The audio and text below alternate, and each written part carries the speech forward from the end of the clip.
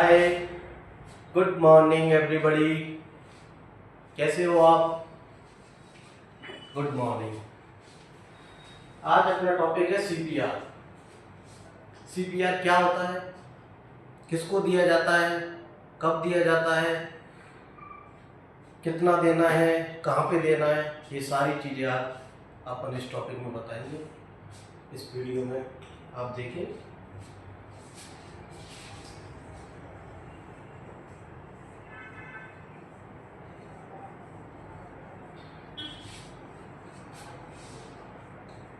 CPR, CPR क्या होता है इसके बारे में आज पढ़ेंगे। सीपीआर को बीएलएस के नाम से भी जाना जाता है। BLS basic life support. CPR मतलब कार्डियो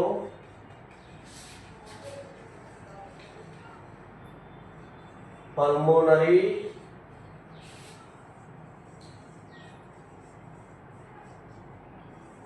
रिसस्टिकेशन, इसको बीएलएस के नाम से भी जानते हैं। बीएलएस। कार्डियो मतलब हार्ट, हृदय। कार्डियो हृदय, पल्मोनरी लंग्स, फेफड़े, रिसस्टिकेशन पुनः जीवित करना, रिवाइव करना। हृदय को, फेफड़े को पुनः जीवित करना सीपीआर देके ही किया जा सकता है। हार्ट को, लंग्स को पुनः जीवित करना, रिवाइव करना सीपीआर से ही किया जाता है। इसका मतलब सीपीआर कार्डियो पल्मोनरी रिसस्टिकेशन, इसको बीएलएस के नाम से भी जाना जाता है, बेसिक लाइफ सपोर्ट।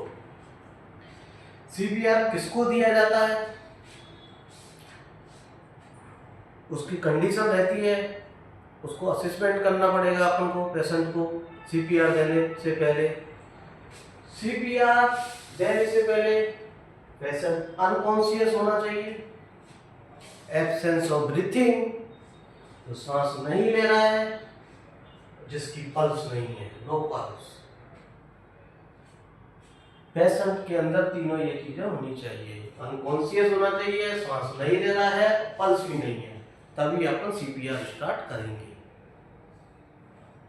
क्योंकि सीपीआर बहुत जरूरी है, अपन एक पेशेंट की जान बचा सकते हैं। कार्डियक अरेस्ट जिसको हुआ है उसको आप सीपीआर देके बचा सकते हैं फर्स्ट एड के रूप में। तो इसलिए सीपीआर की नॉलेज मेडिकल हो या नॉन मेडिकल हो, सभी को घर में भी सभी को सीपीआर के बारे में आना चाहिए। इसलिए सीपीआर की ट्रेनिंग सभी की होनी चाहिए। सीपीआर जरूरी नहीं, सीपीआर देखो कार्डियक अरेस्ट में भी दिया जाता है, रेस्पिरेटरी अरेस्ट हो सकता है, रोड एक्सीडेंट केस हो सकते हैं, ड्रग रिएक्शन या ओवरडोज के भी हो सकती है। ओवरडोज वाले पेशेंट में भी अपन सीपीआर कर सकते हैं। पर सीपीआर में 3 कंडीशन बहुत जरूरी है। पेशेंट बेहोश होना चाहिए, मूर्छित, सांस नहीं ले रहा है और पल्स नहीं है, उसी को सीपीआर देना है। क्योंकि बेहोश तो व्यक्ति हो सकता है, यदि उसको हाइपरटेंशन हुआ हो, उसका लो ब्लड शुगर लेवल कम हो गया हो, तो मूर्छित हो सकता है, गिर सकता है, चक्कर आके वो गिर सकता है, क्योंकि लो ब्लड शुगर में भी अनकॉन्शियस हो जाता है, हाइपरटेंशन में भी हो जाता है। इसलिए आपको पहले पेशेंट को असेसमेंट करना पड़ेगा। पेशेंट बेहोश होना चाहिए, पल्स नहीं है और सांस नहीं ले रहा है। सीपीआर, सीपीआर कैसे देते हैं कैसे नहीं देते हैं अपने सैनी पर देखेंगे, अभी डेमो करेंगे। इस सैनी पर आपको बताएंगे सीपीआर कहाँ देते हैं कहाँ नहीं देते हैं। पहले तो सबसे पहले बात यह है कि आजकल कार्डियक अरेस्ट 70% घरों में होते हैं। 20% पेशेंट आपको मॉल है, मार्केट है, कहीं पे रोड पे, वहाँ पे भी केस आते हैं। 10% केस ही आपके हॉस्पिटलों में मिलते हैं। हॉस्पिटल में कार्डियक अरेस्ट के पेशेंट को इमरजेंसी हैंडल कर लिया जाता है, क्योंकि मेडिकल की टीम रहती है और डिवाइस होती है, एडी मशीन होती है, सीपीआर स्टाफ होता है ट्रेंड, तो वहाँ पे उसको इमीडिएटली सीपीआर देके बचा दे सकते हैं। लेकिन घरों में होती है तो अपन देखते नहीं हैं, समझते नहीं। तो यदि कोई पेशेंट है, कोई गिर गया, मूर्छित हो गया, तो आपको उसको असिस्ट करना है, फर्स्ट एड के रूम में सीपीआर देना है, ये सारी चीज़ें अपन देखेंगे। कोई स्टाफ या कोई व्यक्ति मॉल में गया, शॉपिंग करने गया, उसको तेज दर्द हुआ और वो टेबल पे काम करता करता या मार्केट में शॉपिंग लग जाते हुए नीचे ज़मीन पर मूर्छित होकर गिर जाता है, अनकॉन्शियस हो जाता है, तो आपको क्या करना चाहिए, इसके बारे में अपन पढ़ेंगे। सबसे पहले तो आपको क्या करना है, डेंजर एरिया देखना, डी। सबसे पहले तो आपको पेशेंट को देखना है कि कोई भी कहीं पे भी उसकी इमरजेंसी आई है, पेशेंट गिर गया है, तो सबसे पहले आपको वहाँ का एरिया देखना, डेंजर एरिया तो नहीं है। उसको डेंजर एरिया से सेफ एनवायरनमेंट में लेके जाना है, सेफ एनवायरनमेंट में उसको लेके जाना है। सीपीआर हमेशा हार्ट पैलेस पे दिया जाता है, हार्ट पैलेस पे, जहाँ पे समतल हो, हार्ट पैलेस हो, ना कि कभी बेड पे, मैट्रेस पे, गद्दे पे सीपीआर नहीं दे सकते। तो सीपीआर देने से पहले आपको क्या करना है, आपको देखना है, आपको हार्ट पैलेस पे उसको लेके जाना है, हार्ट पैलेस पे, क्योंकि CPR emergency life saving procedure है, एक life saving procedure, emergency life saving procedure है। सीपीआर कैसे देते हैं, कौन से पेशेंट को देना चाहिए, ये मैंने आपको बताया है। अनकॉन्शियस होना चाहिए, इसकी सांस नहीं ले रहा है और पल्स भी नहीं है। सीपीआर कैसे देते हैं, कैसे नहीं देते, ये आपको हम बताएंगे सारी चीज़ें। आपको हार्ट पैलेट पे इसको लेना है, सबसे पहले डेंजर एरिया से आपको सेफ एनवायरनमेंट लाना, सुपाइन पोजीशन इसको दे देनी है, सुपाइन में सीधा लेटा देना। अब ये अपना होता है चेस्ट, इसको अपन क्या करते हैं, स्टर्नम बोलते हैं। ये स्टर्नम हुआ, इसको अपन छाती की हड्डी भी बोल सकते हैं, छाती की हड्डी भी बोल सकते हैं। ये स्टर्नम होता है, ये लोअर हाफ ऑफ स्टर्नम, यहाँ पे अपन सीपीआर स्टार्ट करेंगे, क्योंकि सीपीआर देने से ब्रीथिंग और सर्कुलेशन को अपन सुचारू रूप से कार्य करने के लिए सीपीआर दिया जाता है। क्योंकि यदि आपने किसी कार्डियक अरेस्ट का पेशेंट है और आपने टाइमली उसको सीपीआर नहीं दिया, तो 5 से 7 मिनट बाद इसका ब्रेन डेड होता चला जाएगा, ये फिर बचेगा नहीं। क्योंकि अपन इमरजेंसी भी आएगी, मेडिकल टीम आएगी, तो काफ़ी टाइम हो जाएगा, ये 5 से 7 मिनट बाद तो ब्रेन डेड होता चला जाएगा। इसलिए आपको सीपीआर समय पे ही देना चाहिए। सीपीआर देते समय आपने वहाँ पे डेंजर से सेफ एनवायरमेंटल है, फिर आप इसका क्या करोगे, रेस्पॉन्स चेक करोगे। रेस्पॉन्स चेक करोगे, रेस्पॉन्स में 3S होते हैं, शेक, स्पीच और साउथ। शेक माना हिलाना, स्पीच माना दबाना, साउथ माना चिल्लाना। मदद के लिए चिल्लाओ, मदद के लिए बोलोगे आप। तो रेस्पॉन्स चेक करोगे, नाम बताओ, क्या नाम है, नाम बताओ, क्या नाम है। शोल्डर पे आपको इस तरह करना है। यदि रेस्पॉन्स नहीं कर रहा है, आपको तुरंत रेस्पॉन्स के बाद मदद के लिए बोलना है मेडिकल टीम को, 108 को, या किसी अपने साथी को कि भाई फोन करो 108 को, फटाफट पेशेंट है और नीचे झुके गए, अनकॉन्शियस पेशेंट है, वो गिर गया है, वो शायद हो सकता है कार्डियक अरेस्ट हो, आप 108 लाओ। और एडी मशीन, एडी मशीन होती है ऑटोमेटिक एक्सटर्नल डिफिब्रिलेटर, जो क्या इलेक्ट्रिक शॉक दिए जाते हैं, वो मेडिकल टीम के बाद आजकल मॉल में भी होती है एडी मशीन। रेस्पॉन्स किया, कॉल फॉर हेल्प कर लिया आपने, फिर उसके बाद में अपन एयरवे देखते हैं, एयरवे माउथ को देखेंगे कोई फॉरेन बॉडी तो नहीं है, उसको सक्शन के द्वारा भी किया जाता है, या कोई इंस्ट्रूमेंट जटिल फोर्सेप, मैगल फोर्सेप से आप निकाल सकते हो।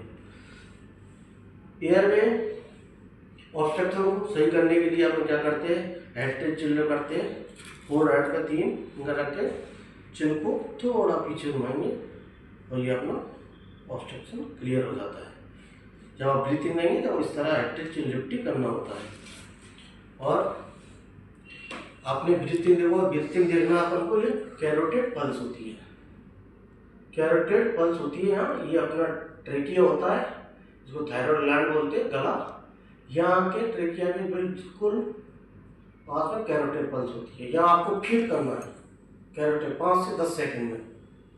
और आपको कैसे करना है, 1001, 1002, 1003, 1004, 1006, 1007, 1008, 1009, 1010। यदि आपको कैरोटिड पल्स फील हो रही है, कैरोटिड ही पल्स चेक करनी होती है इमरजेंसी केस में, क्योंकि हेड के पास होती है। यदि आपने देखा ये था ट्रेकिया, यहाँ पर देखा कैरोटिड पल्स फील नहीं हो रही है, फिर आपको ब्रीथिंग में देखना, आपको लुक, लिसन और फील, चेस्ट मूवमेंट देखना, लिसन और सुनना और फील करना। तो आप देखोगे कैरोटिड पल्स भी देख ले, कैरोटिड पल्स में ब्रीथिंग में चेस्ट मूवमेंट नहीं हो रहा, देख लिया, लिसन और सुना, फील भी किया, फील होगा आपको यहाँ पे थोड़ा चिक के पास, इसकी सांस भी नहीं है, पल्स भी नहीं है। तो आपको इमीडिएटली क्या करना, सीपीआर स्टार्ट कर देना है। सीपीआर आपको बताया है, ये अपना छाती होती है, ये अपना स्टेर्नम होता है, दो ब्रेस्ट के बीच में आपको यहाँ पे लोअर हाफ ऑफ स्टेर्नम होता है। यहाँ आपको सीपीआर करते समय आपको ध्यान रखना है, एक स्टाफ ब्रीथिंग करेगा, एक चेस्ट कंप्रेशन करेगा, आपको घुटनों के बल बैठ जाना है। नॉन डोमिनेट हाथ होता है अपना ये वाला, इसको आपको नीचे रखना है, और डोमिनेट हाथ जहाँ जो एक्टिविटी करता है उसको ऊपर इंटरलॉक कर देना है, और ये अपनी हथेली होती है, यहाँ से आपको सीपीआर स्टार्ट करना है। ये स्टेर्नम छाती की हड्डी बोलते हैं, ये ब्रेस्ट होती है निप्पल्स, और लोअर हाफ ऑफ स्टेर्नम। इस तरह आपको 1 मिनट में 100 से 120 सीपीआर स्टार्ट करना है। सीपीआर स्टार्ट करोगे 30 के बाद आपको 2 ब्रीथ देनी है, 32 का रेस्ट चलेगा, 1 मिनट में 100 से 120 आपको सीपीआर देना है। तो सीपीआर कैसे देंगे, ये एल्बो स्ट्रेट, घुटनों के बल बैठे, बॉडी वेट अपना यहाँ होना चाहिए। 1 2 3 4 5 6 7 8 9 10 11 12 13 14 15 16 17 18 19 20 21 22 23 24 25 26 27 28 29 30। आपको स्पीड भी रखनी है, फास्टली देना। फिर उसके बाद में आपको क्या करना है, वही एक्टिव चेन लिफ्ट, नोज को पिंच करना, मुंह को घूमना है,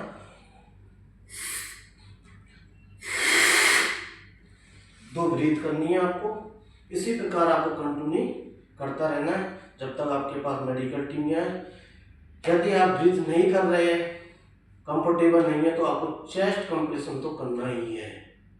यदि आप ब्रीथ नहीं कर रहे हो कि इन्फेक्शन के कारण माउथ टू माउथ देने में सक्षम नहीं हो, आप कोई ट्यूबरक्लोसिस हो सकता है, कोई इन्फेक्शन होता है, ड्रॉप इन्फेक्शन वगैरह, तो आप ब्रीथ नहीं कर पा रहे, तो आपको चेस्ट कंप्रेशन तो जरूर करना ही है। जब तक करना है जब तक आपके पास कोई गवर्नमेंट की टीम, कंज्यूमेट या medical team, nearby doctor नहीं आ जाए और एडी मशीन नहीं लगा दे। AD machine automatic external defibrillator होता है, उसके इलेक्ट्रिक शॉक दिए जाते हैं। आपको चेस्ट कंप्रेशन तो करना ही है, लोअर हाफ ऑफ स्टेर्नम होता है यहाँ पे, और इंटरलॉक करके, और यहाँ पे आपको फर्स्ट